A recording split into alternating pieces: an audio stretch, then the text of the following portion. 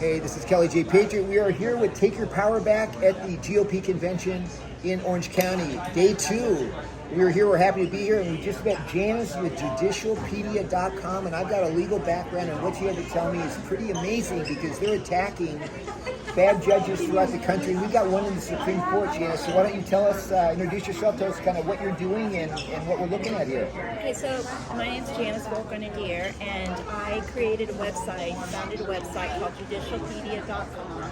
And it's a website where you can go on for free and you can upload your case, your judge's complaint, your lawyer's complaint. What we're trying to do is expose what's going on in our courts and how we can take our courts back and how we can take it back by using our Constitution and getting our due process back. It's, you know, when you use the analogy of the senator from Maryland going all the way to El Salvador to ensure that this guy got due process when he's a wife beater, he was trafficking people, trafficking children, and yet... And he's a non-citizen. And he's a non-citizen. And we can't get due process. I mean, I also am starting a foundation called My Jurisprudence, and what it means is jurisprudence is fair play in the courts, and my evidence matters.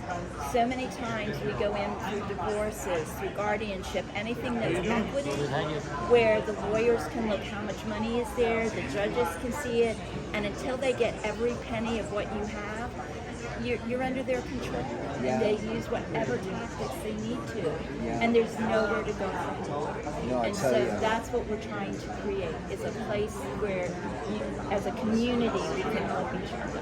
No, that's great. I mean, we don't get enough. It's a justice system, but we don't get justice enough. And I know in California and Arizona and a lot of other states, the family law courts, the kids, the child protective services, it's trafficking. They're pulling kids away from parents. They're putting them with other people who are predators and that type of thing. So that's a big problem too. Yeah, it's any equity court really, and it's kind of like what's in your toolbox. What do we have? Our tools are, you know, we look at our places where we can file a complaint against a judge or a lawyer.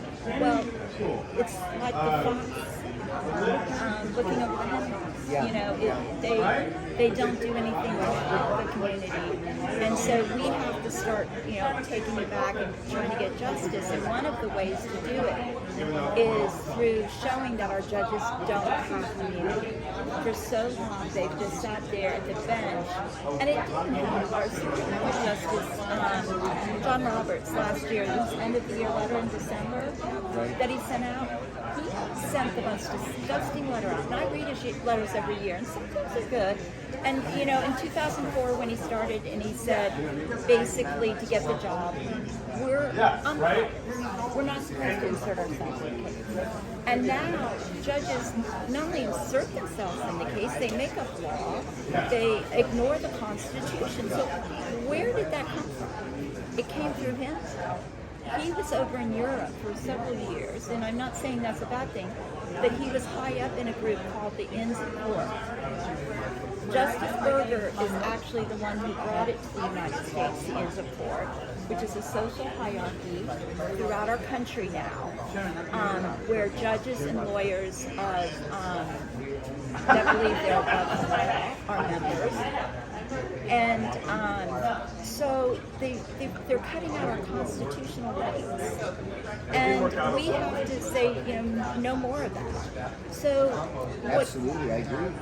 And even with Trump, they're making court decisions that don't recognize the current law. They don't protect the Constitution, and those judges should not be able to. They shouldn't, but you know what Trump did, which is amazing?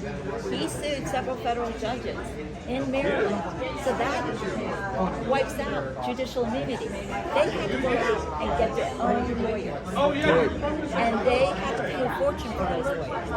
The government is not covering it. and they shouldn't be terminated. Now, of course, it automatically went to appeals court, but I think that was a gift that he gave all of Americans, and because I have a little bit of a problem with his revenge tactics. I think he Right. needs to be, I understand them, but he needs to be including more of the platform for everybody, not just for himself. But these little things, tidbits, really make a huge difference. Oh, absolutely. And you talk about no one being above the law. That should include judges and attorneys and others who are participating in the system. Right. And they a lot of times don't follow the rules or the laws or the regulations, and they get away with it depending on which political party you're involved with. There's no fair play, and your evidence doesn't matter. It's who you know, who had dinner with the judge the night before. So what I have done is I had done a writ of mandamus, which is about 450 pages, and as a pro se litigant, it was accepted into the Supreme Court. It became moot because of the fact that Trump was elected, and it had to do with the J6ers, it had to do with my cases, which gave the standing, but it also had to do with an investigation into the chief judge of the Supreme Court, of the Civil Rights Court of the United States in Washington, D.C.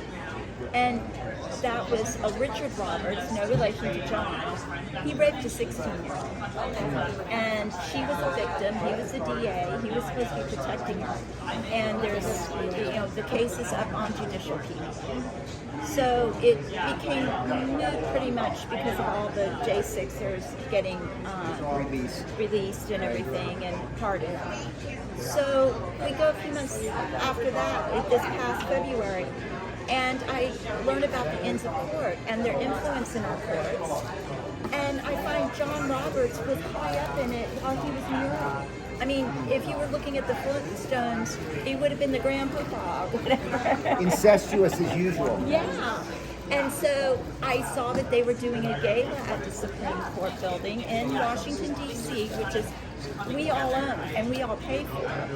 So I called and said, I want to do a dinner for judicialpedia.com, which is mostly lawyers who've been disbarred for doing the right thing, or for judges who believe in the Constitution, or for just people who have been so violated.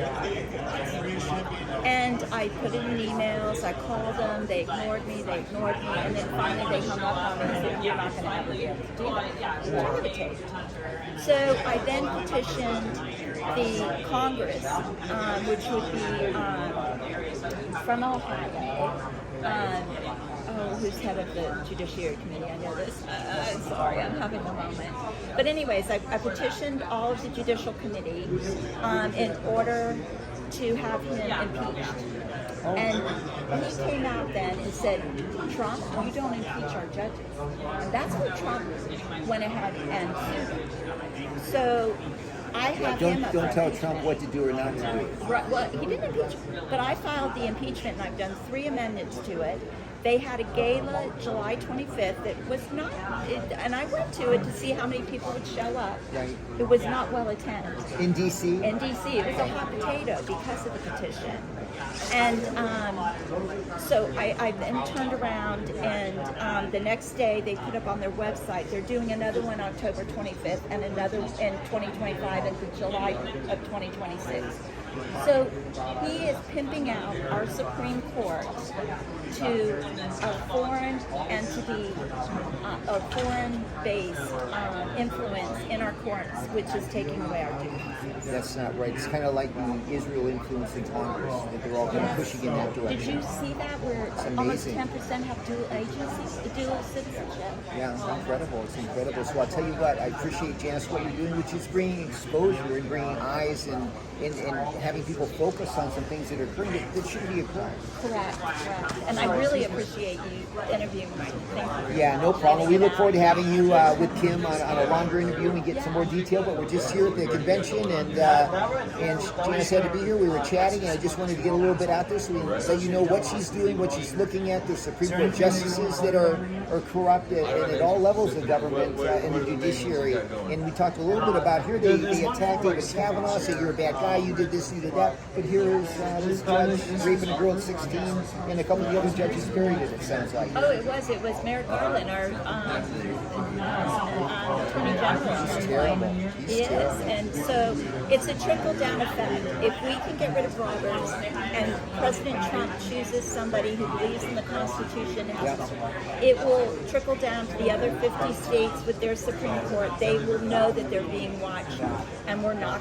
We, the people, have the power, and we are not going to allow it. Exactly. Well, I'll tell you what, consistent with take your power back, take your country back, take your border back, let's take the judiciary back. I agree. All right, Janice and I are for that. Kelly's a patriot from Orange County, the GOP convention. Until next time, God bless you, God bless America. You can hear me, you can see me. Your parents chose life. Take care.